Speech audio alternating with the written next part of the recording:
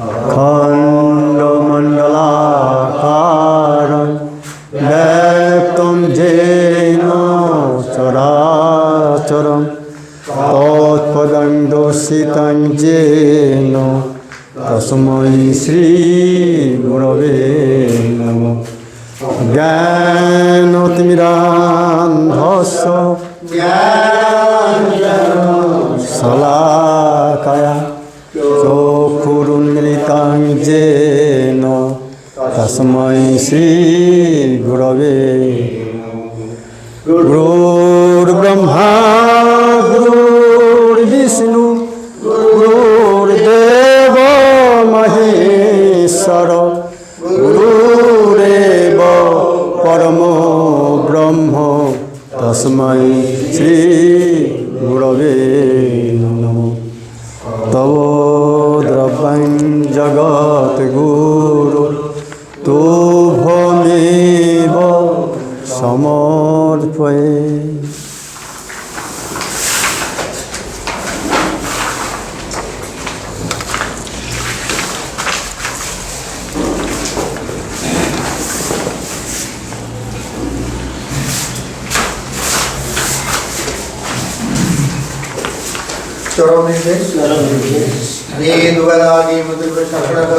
যে দুবেলা নিয়মিতভাবে সাধনা করেন মৃত্যুকালে পরম পুরুষের কথা তার মনে জাগবেই জাগবে ও মুক্তি সে পাবেই পাবে।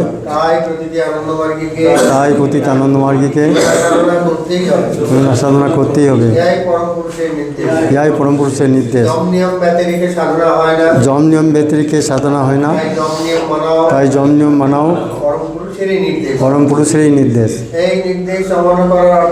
এই নির্দেশ সম্মান করার অর্থ হলো কোটি কোটি বৎসর পশু জীবনে ক্লেশে দগ্ধ হওয়া।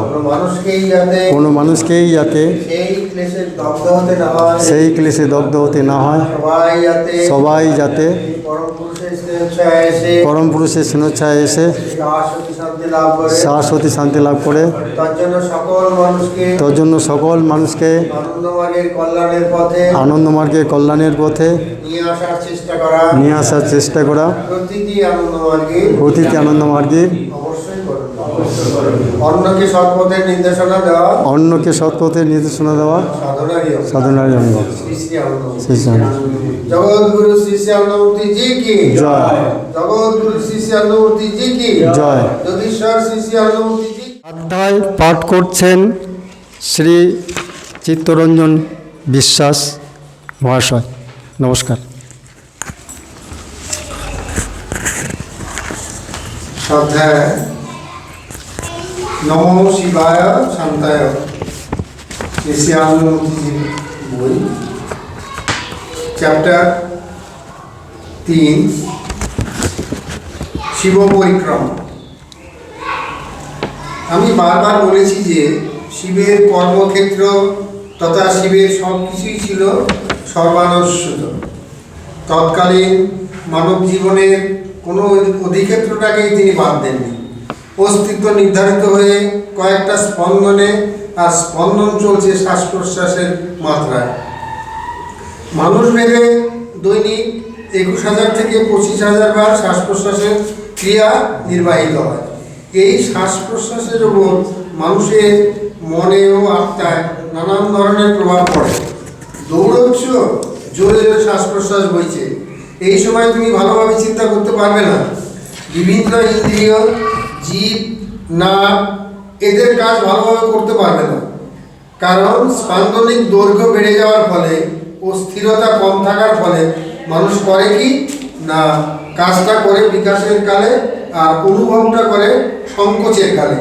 তা সেই সময় সংকোচের কালটা অত্যন্ত হ্রস্ব হয়, তাই অনুভূতিটা ভালো হয় না।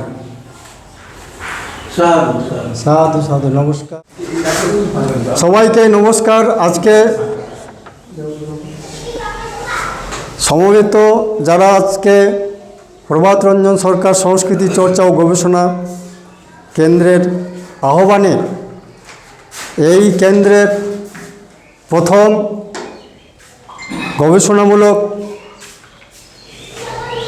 আমাদের যে বিষয় গীতা থেকে গীতাঞ্জলি, ভারতীয় সঙ্গীতের জয়যাত্রা, সেই বিষয়ে চর্চার জন্য, আলোকপাত করার জন্য কতগুলি বিষয় উপস্থাপন করার জন্য বিভিন্ন জায়গা থেকে যারা আমন্ত্রিত অতিথিরা এসেছেন, সবাইকে আমরা আমাদের এই চর্চা কেন্দ্রের পক্ষ থেকে অভিনন্দন এবং স্বাগত জানাচ্ছি। আজকে এটা একটা ঐতিহাসিক উপস্থাপনা, যে বিষয়টিকে আলোকিত করার জন্য সমবেত হয়েছি। আজ পর্যন্ত এই বিষয়ে সেভাবে কোনো আলোকপাত হয়নি। গীতা এবং গীতাঞ্জলিকে কেন্দ্র করে আমাদের অনুষ্ঠান শুরু হয়েছে। প্রভাত সঙ্গীত, অখণ্ড কীর্তন, সাধনা, চরম নির্দেশ, উচ্চারণ, স্বাধ্যায়ের মাধ্যমে আমরা এবার সর্বজন শ্রদ্ধেয় পরমারাধ্য গুরুদেব শ্রী শ্রী আনন্দমূর্তিজির চরণে মাল্যদান এবং পুষ্পার্ঘ্য অর্পণ করতে চলেছি। আমি প্রথমে মাননীয়া সুমিত্রা খা মহোদয়াকে পরম পূজ্য শ্রী শ্রী আনন্দমূর্তিজির প্রতিকৃতিতে মাল্যদান করার জন্য অনুরোধ করছি। আমাদের আমন্ত্রিত অতিথি, বিশেষ অতিথি মাননীয়া ডক্টর সুমিত্রা খা শ্রী শ্রী আনন্দমূর্তিজির প্রতিকৃতিতে মাল্যদান করছেন। তাকে আমরা ধন্যবাদ জ্ঞাপন করছি। আমি এরপরে অনুরোধ করছি, মুর্শিদাবাদ থেকে এসেছেন মাননীয় সাক্ষী গোপাল দেব, তাকে অনুরোধ করি পরমারাধ্য গুরুদেব শ্রী শ্রী আনন্দমূর্তিজির চরণে পুষ্পার্ঘ্য নিবেদন করার জন্য। আমি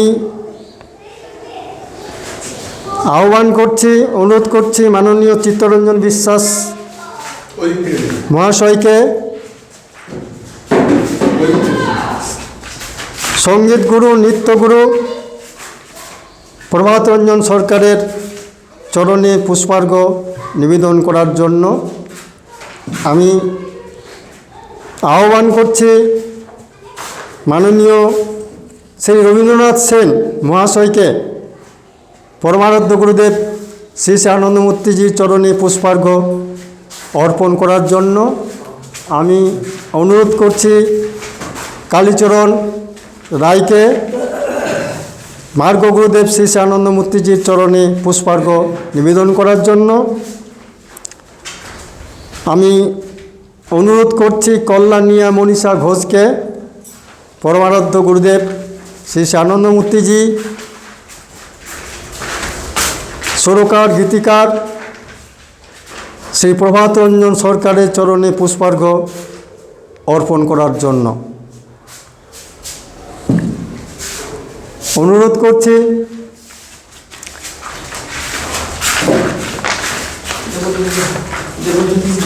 দেবজ্যোতি সাহাকে সঙ্গীত গুরু, নৃত্যগুরু, গীতিকার, সুরকার প্রভাত রঞ্জন সরকারের চরণে পুষ্পার্ঘ্য নিবেদন করার জন্য।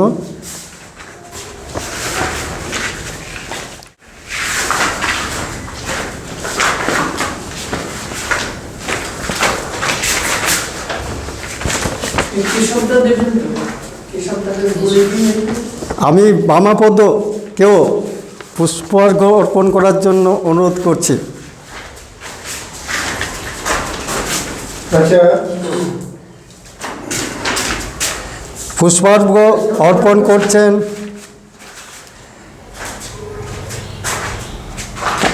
নমস্কার। অনুরোধ করছি আমাদের কেশবচন্দ্র সিনহা মহাশয়কে মামার প্রতিকৃতিতে মানদান করেন।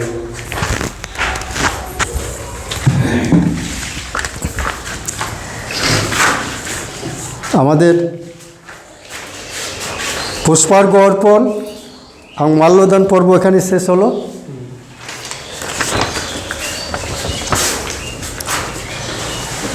এরপরে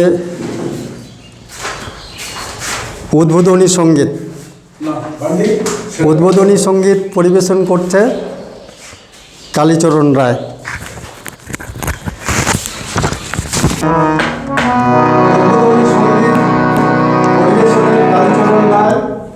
সঙ্গতে দেবজ্যোতি সাহা।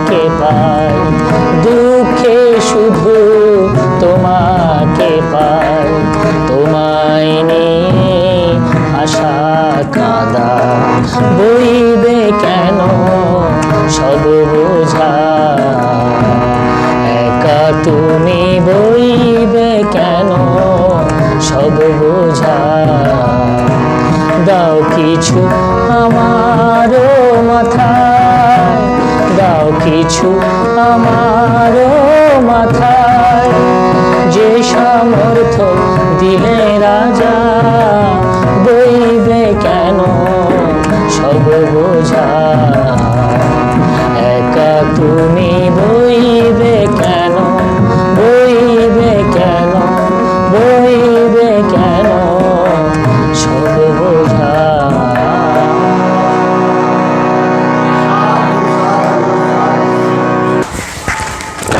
নমস্কার। আমাদের এই গবেষণা প্রকল্পের পেছনে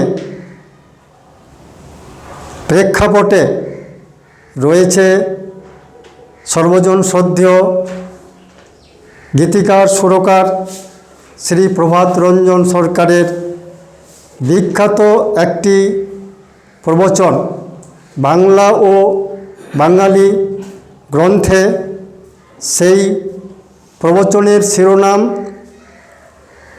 বাংলার নদী ও সভ্যতা।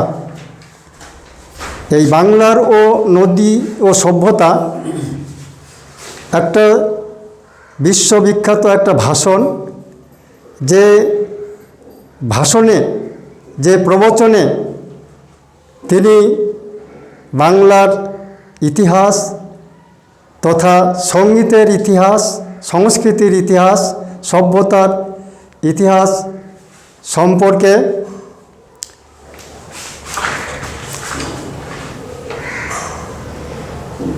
আলোড়নকারী নতুন তথ্য জ্ঞাপন করেছেন, যে তথ্য আমাদেরকে অনুপ্রাণিত করেছে, উৎসাহিত করেছে এই মহান একটি বিষয় নিয়ে চর্চা করার জন্য। বাংলার সঙ্গীত জগৎ, ভারতীয় সঙ্গীত জগৎ তথা বিশ্ব সঙ্গীত জগতের একটি অনালোকিত দিক তিনি তার এই ভাষণে বাংলার নদী ও সভ্যতার মধ্যে তিনি ইঙ্গিত করেছেন। সেই সূত্র ধরেই আমাদের গবেষণার বিষয় নির্বাচিত হয়েছে the journey of Indian classical music from the Gita to Gitanjali in the light of the famous speech river and civilisation of west of Bengal by the historian, philosopher,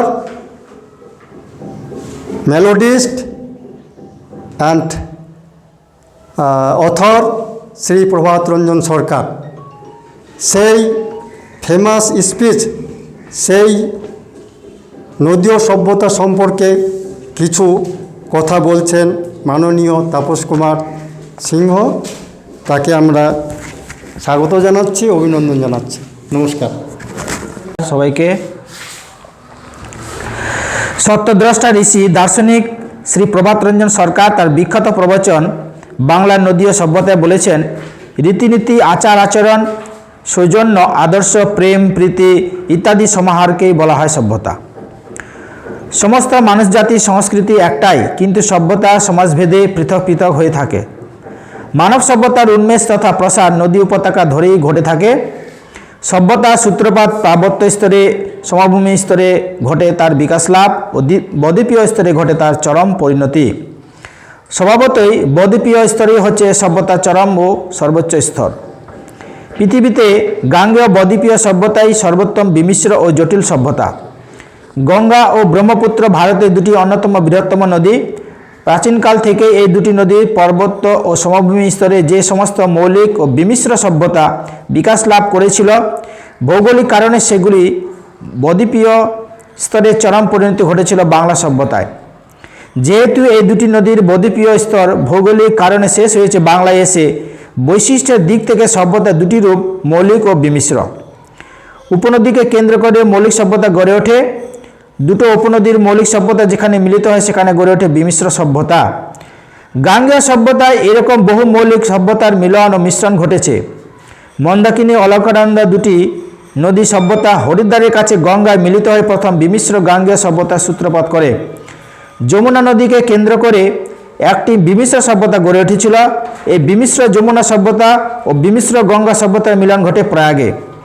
এরপরে গাঙ্গেয় বিমিশ্র সভ্যতার সাথে যে সমস্ত নদীর উপসভ্যতা ও শাখা সভ্যতা পরপর মিলিত হয়েছে সেগুলি হলো গোমতী, রাপ্তি, সোন, সরজু, চম্বল, ঘাগরা ইত্যাদি। অনুরূপভাবে ব্রহ্মপুত্র নদের সভ্যতায় বহু উপনদী ও শাখা নদী মৌলিক সভ্যতা নিয়ে মিলিত হয়ে একটি বিমিশ্র জটিল সভ্যতা সৃষ্টি করেছিল। ব্রহ্মপুত্রের প্রধান প্রধান উপনদী ও শাখা নদীগুলি হচ্ছে তিস্তা, লোহিত, ডানবা, কু, সুবনশ্রী, কামেং, ধানসিরি, মানস নদী, জলঢাকা, রায়ডাক, কলং প্রভৃতি।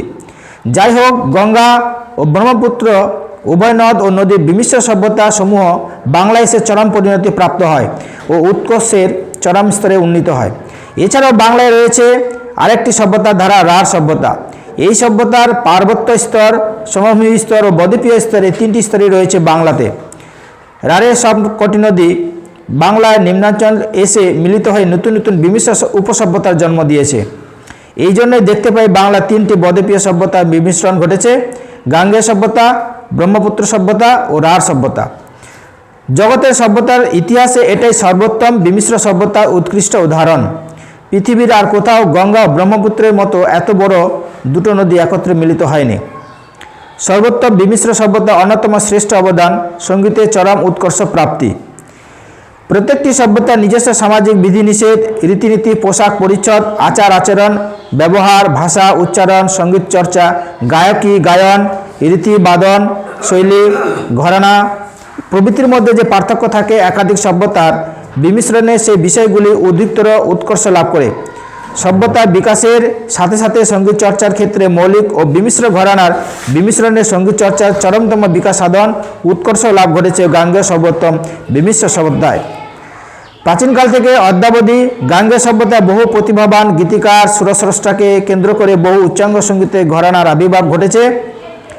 তাদের ভাব, ভাষা, সুর, ছন্দ, তাল, লয়, রাগ, রাগিনী প্রভৃতি সমাহারে বাংলা সঙ্গীত জগৎ বর্তমানে সমগ্র মানবজাতির শ্রেষ্ঠতম সাংস্কৃতিক সম্পদে পরিণত হয়েছে।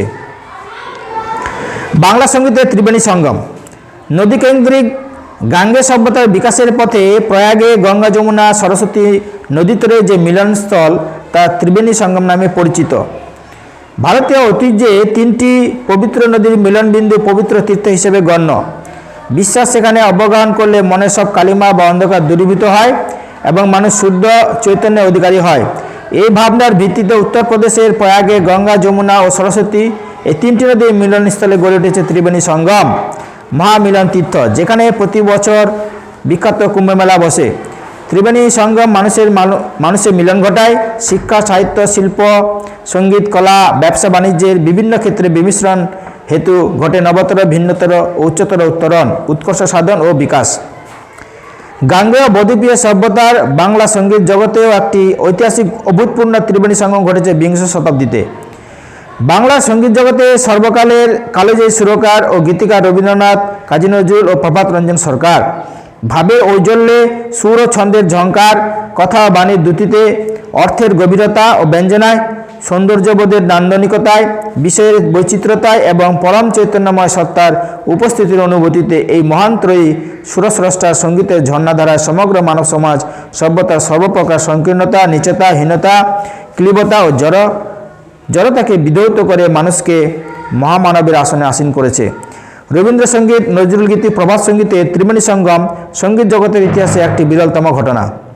শতাব্দীর মধ্যে বাংলা সঙ্গীত জগতে এই তিনটি বাংলা সঙ্গীত সাম্রাজ্যের আবির্ভাব বিরলহীনভাবে বিস্ময়কর, যা রবীন্দ্রনাথের সোনার বাংলার সোনারতরীকে বিশাল বৈভবে, ভাব সম্পদে, মণিমুক্তায় পরিপূর্ণ করে দিয়েছে।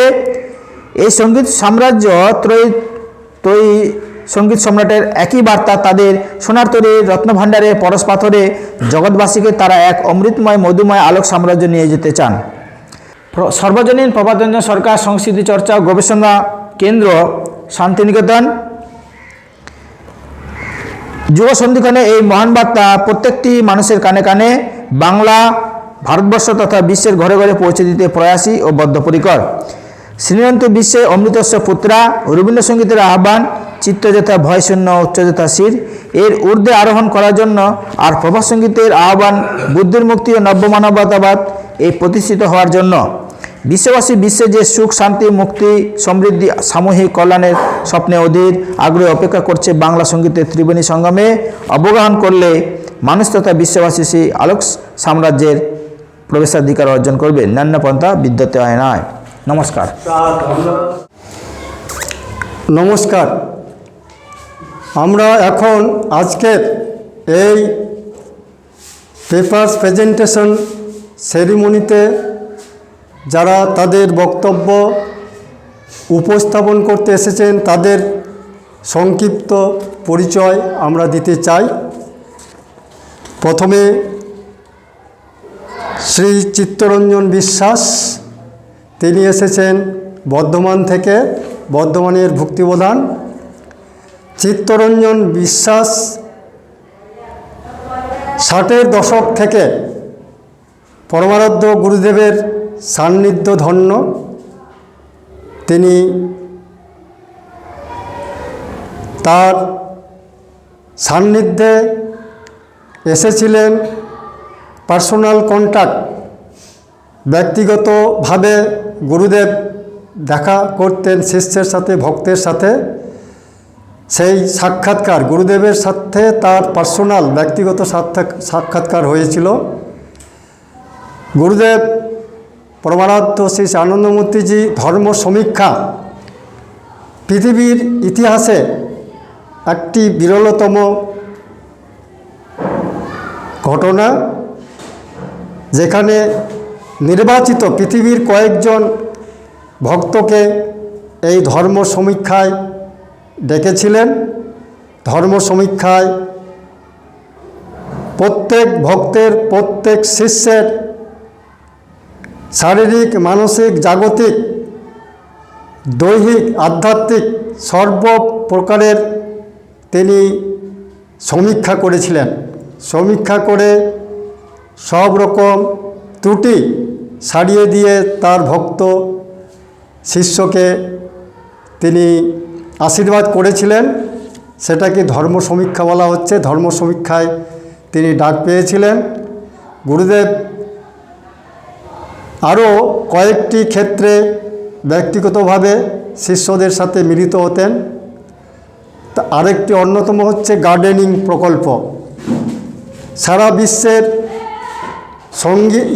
উদ্ভিদ জগতের সাথে পরিচয় করার জন্য কলকাতায় গার্ডেনিং প্রোগ্রাম হয়েছিল। সেই গার্ডেনিং প্রোগ্রামে, কর্মসূচিতে চিত্তরঞ্জন বিশ্বাস অংশগ্রহণ করেছিলেন, ডাক পেয়েছিলেন। রিপোর্টিং, প্রতি মাসে রিপোর্টিং হতো কাজের, ধর্মপ্রচারের, মানব সেবার। তো সেই রিপোর্টিংয়েও তিনি উপস্থিত হয়েছেন। এছাড়া 70-এর দশক থেকে কলকাতায়, পাটনা, আনন্দনগরে যে ধর্মমহা চক্র হতো, সেই চক্রে তিনি যোগদান করেছেন। তো তাকে পেয়ে আমরা অত্যন্ত আনন্দিত। বিশাল অভিজ্ঞতা গুরুদেব সম্পর্কে তার রয়েছে। তিনি পৃথিবীর একজন অত্যন্ত সৌভাগ্যশালী মানুষ, যাকে শ্রী শ্রী আনন্দমূর্তিজি প্রভাতরঞ্জন সরকার তাকে টেনে নিয়েছিলেন, আকর্ষণ করেছিলেন, তাকে আশীর্বাদ করেছেন। আমরা আজকে অভিনন্দন এবং স্বাগত জানাচ্ছি।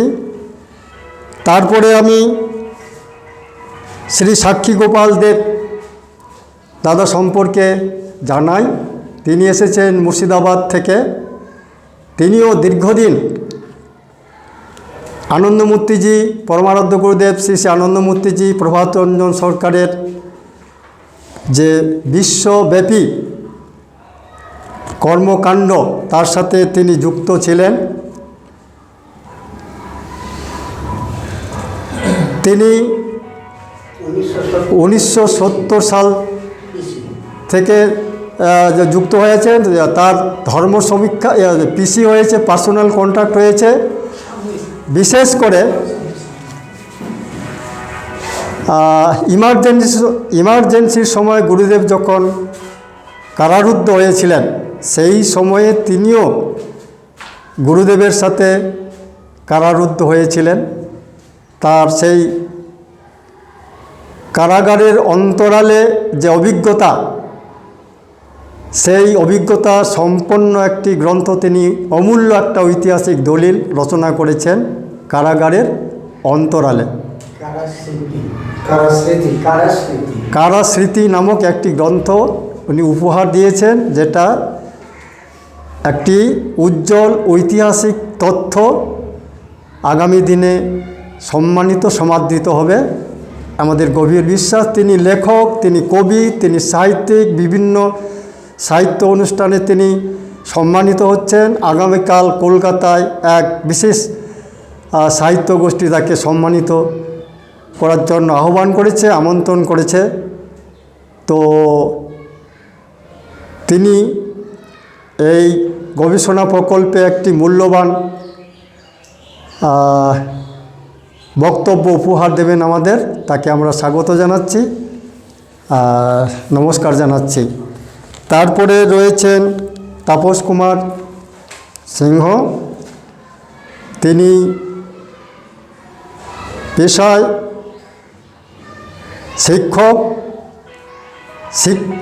শিক্ষকতার সাথে এই পরমারাধ্য গুরুদেব শ্রী শ্রী আনন্দমূর্তিজির বিভিন্ন কর্মকাণ্ডে আবাল্য যুক্ত রয়েছেন। গুরুদেবের সাথে তার দর্শন হয়েছে। তিনি কবি, সাহিত্যিক, বাংলা এবং ইংরেজিতে সমান্তরালভাবে তার রচনা এগিয়ে চলছে।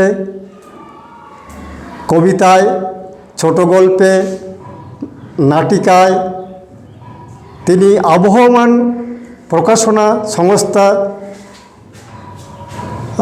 প্রতিষ্ঠা করেছেন। একটি নাট্যগোষ্ঠীরও তিনি সংগঠক। সাংস্কৃতিক জগতে শান্তিনিকেতনে একটি উজ্জ্বল নাম তাপস কুমার সিংহ। তিনি আমাদের এই গবেষণা প্রকল্পের একজন অংশীদার, তাকে আমরা আমন্ত্রণ এবং সাধুবাদ জানাচ্ছি। তারপরে রয়েছেন মাননীয় রবীন্দ্রনাথ সেন, তিনি অবসরপ্রাপ্ত শিক্ষক। আনন্দমূর্তিজি, পরমারাধ্য গুরুদেব শ্রী শ্রী আনন্দমূর্তিজির সাথে তার সাক্ষাৎকার হয়েছে, ব্যক্তিগত পার্সোনাল কন্ট্যাক্ট, ধর্ম সমীক্ষা হয়েছে, তিনি রিপোর্টিং করেছেন। তো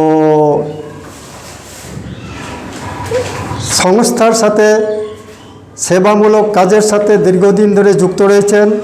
তিনি লেখক, তিনি পুস্তক প্রকাশ করেছেন। তো বিভিন্ন সাংস্কৃতিক গোষ্ঠীর সাথে তিনি যুক্ত রয়েছেন। বিশেষ করে প্রভাত রঞ্জন সরকারের ভাষা, সাহিত্য, সঙ্গীত নিয়ে যারা চর্চা করছেন তাদের মধ্যে অন্যতম রবীন্দ্রনাথ সেন। তিনিও আমাদের আজকে সঙ্গীত জগতে শ্রীকৃষ্ণের অবদান সম্পর্কে বক্তব্য রাখবেন। যে বিষয়টি এতদিন সঙ্গীত জগতের ইতিহাসে অনালোকিত, যে শ্রীকৃষ্ণের যে একটা অন্য পরিচয়, গীতিকার এবং সুরকার, এটা অপরিচিত। সেই বিষয়ে তিনি আমাদের আলোকপাত করবেন, তাকে আমরা স্বাগত জানাচ্ছি, ধন্যবাদ জানাচ্ছি। আমাদের মধ্যে রয়েছেন ডক্টর সুমিত্রা খাঁ। সুমিত্রা খাঁ একজন প্রথিতযশা অধ্যাপিকা, শান্তিনিকেতনের একজন উজ্জ্বল নক্ষত্র। পরিবেশ বিজ্ঞানী, পরিবেশবিদ হিসাবে তিনি সারা পশ্চিমবঙ্গের স্কুলে, বিদ্যালয়ে, কলেজে ইউনিভার্সিটিতে বিশ্ববিদ্যালয় স্তর পর্যন্ত সমাজ পরিবেশ বিদ্যার চর্চার ক্ষেত্রে একটি উজ্জ্বল নক্ষত্র। তিনি সর্বত্র সমাদৃত। আমরা গতকালই তার বাড়িতে গেছিলাম। সুদূর আসাম থেকে এক প্রকাশক, যারা তার লেখা পরিবেশ বিদ্যা নিয়ে তাদের সিলেবাসে অন্তর্ভুক্ত করেছেন, সেই রকম এক প্রকাশক তাকে উপহার পাঠিয়েছেন তাদের প্রকাশিত গ্রন্থ দিয়ে। এইভাবে আসাম নয়, আমাদের পশ্চিমবঙ্গ থেকে সর্বত্র বিশ্ববিদ্যালয় স্তর পর্যন্ত তার পরিবেশ ভাবনা নিয়ে, রবীন্দ্রনাথের পরিবেশ ভাবনা নিয়ে তিনি কাজ করেছেন। তো দিয়ে বর্তমানে প্রভাত রঞ্জন সরকারের পরিবেশ ভাবনা নিয়ে অনেকগুলো উনি লেখা আমাদেরকে উপহার দিয়েছেন। তো তাকে আমরা সাধুবাদ জানাচ্ছি। তিনি আনন্দমূর্তিজির সাথে তার সাক্ষাৎকার হয়নি। আনন্দমূর্তিজি শান্তিনিকেতনে এসেছিলেন, তো কিন্তু বর্তমানে পরমারাধ্য গুরুদেব আনন্দমূর্তিজির কাছে তার যে চিন্তা জগৎ, তার যে গ্রন্থ জগৎ, সেগুলো চর্চা করতে গিয়ে আনন্দমূর্তিজি সম্পর্কে, প্রভাত রঞ্জন সম্পর্কে তিনি বহু বিষয় আলোচনায়, যেমন সঙ্গীতের নন্দন বিজ্ঞান, মোহন বিজ্ঞান সম্পর্কে তিনি এখন রীতিমতো চর্চা করছেন। তো এত নিমগ্নভাবে একাত্ম হয়ে আনন্দমূর্তিজির ভাব সম্পদের সাথে পরিচিত হচ্ছেন। শয়নে স্বপনে নিদ্রা জাগরণে মাঝে মাঝে আনন্দমূর্তিজির সাথে তার সাক্ষাৎকার হচ্ছে। তিনি একটি রিসেন্টলি স্বপ্নের কথা বলেছেন যে তার চিন্তা করতে করতে অনেক কথা বলার আকুতি নিয়ে শেষে আনন্দমূর্তিজির কথা তিনি কদিন ধরে ভাবছিলেন। তিনি দেখলেন যে আনন্দমূর্তিজি একদিন তার গৃহে এসেছেন স্বপ্নে, এসে বলছেন যে কি কথা রয়েছে, আমি শোনার জন্য এসেছি করে তিনি স্বপ্নের মধ্যে আনন্দমূর্তিজিকে বসতে দিয়েছেন। তার চরণের তিনি নিজে উপবেশন করে সব কিছু নিবেদন করার পর দেখলেন যে তার ঘুম ভেঙে গেল। তাহলে তার চিন্তায় মননে জুড়ে আনন্দমূর্তিজির একটি বিশাল ক্ষেত্র রচনা হয়েছে। তাকে আমরা পেয়ে অত্যন্ত খুশি। তো তিনি পরিবেশবিদ, যেমন শান্তিনিকেতনে অভিনেত্রী রবীন্দ্রনাথের যতগুলো নৃত্যনাট্য রয়েছে, সেই নৃত্যনাট্যের তিনি ছিলেন একজন অভিনেত্রী। দাসের দেশ, চণ্ডালিকা সারা ভারতবর্ষ জুড়ে পরিক্রমা করেছেন। তো এছাড়া সঙ্গীত চর্চা ক্ষেত্র তিনি একজন সঙ্গীত প্রশিক্ষিকা, রবীন্দ্রসঙ্গীত শেখান। তো নজরুল সঙ্গীতেরও চর্চা রয়েছে। তা আজকে তিনি বক্তব্য রাখবেন প্রভাতরঞ্জন সরকারের সঙ্গীত ভাবনা এবং নন্দন বিজ্ঞান ও মোহন বিজ্ঞান চর্চায় আনন্দমূর্তিজির অবদান সম্পর্কে তাকে পেয়ে আমরা অত্যন্ত আনন্দিত। তারপরে রয়েছেন কল্যাণিয়া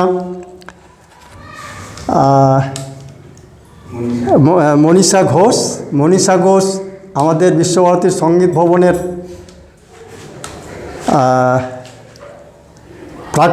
প্রাক্তনী, উচ্চাঙ্গ সঙ্গীতে স্নাতকোত্তর ডিগ্রি অর্জন করে এখন সঙ্গীত চর্চায় প্রশিক্ষণে তিনি যুক্ত রয়েছেন। আর প্রভাত সঙ্গীত চর্চায় বিদ্যালয় জীবন থেকে যুক্ত। রেনেসাঁ আর্টিস্ট অ্যান্ড রাইটার্স অ্যাসোসিয়েশনের উদ্যোগে যে প্রভাত সঙ্গীত প্রতিযোগিতা হয়, সেই প্রতিযোগিতায়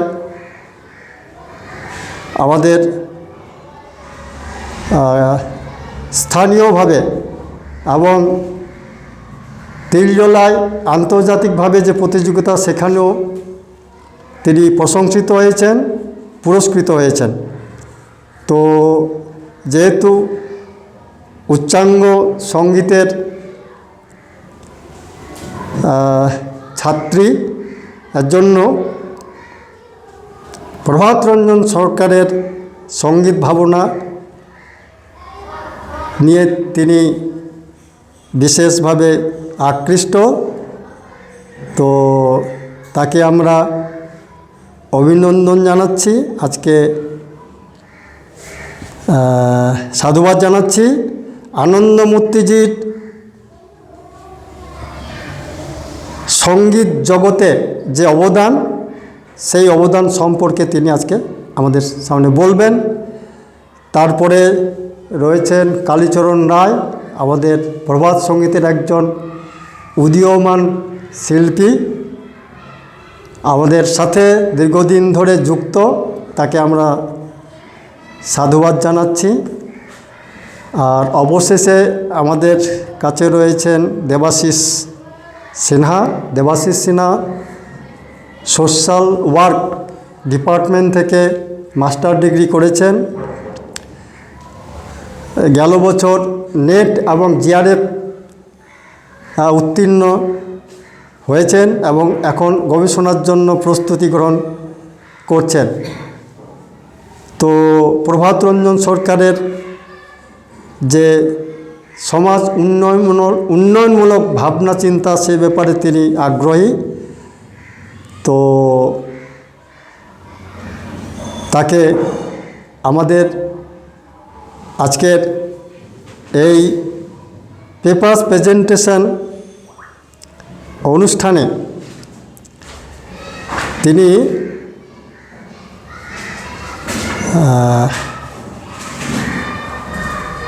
বক্তব্য রাখবেন। প্রভাতরঞ্জন সরকার সংস্কৃতি চর্চা